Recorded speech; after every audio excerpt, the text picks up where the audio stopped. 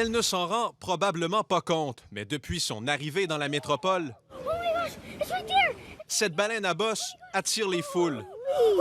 C'est le sujet ici au quai de l'Horloge. La preuve, madame, vous venez de m'arrêter. Vous m'avez demandé si les scientifiques ont vu la baleine aujourd'hui. Est-ce que vous êtes venu spécifiquement pour ça?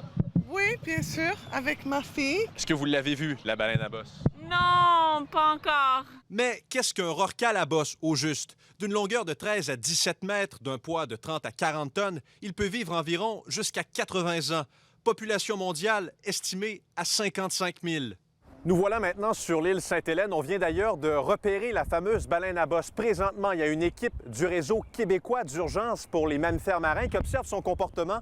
On va aller voir comment ça se passe. Et quand je suis arrivé, oui, elle était exactement là. Vers le début de l'après-midi, il y a plus de bateaux.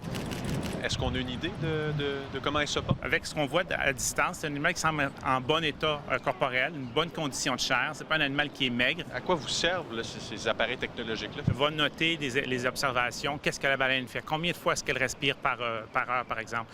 Et ça nous permet de suivre un petit peu son évolution. Ce qui est important de comprendre, c'est que c'est un animal sauvage. Il faut essayer de le déranger le moins possible. Justement, importance de vous tenir loin. TVA Nouvelle a appris que Pêche et Océan Canada a récemment ouvert 3 dossiers d'enquête pour des plaisanciers qui ont approché le rorqual à bosse.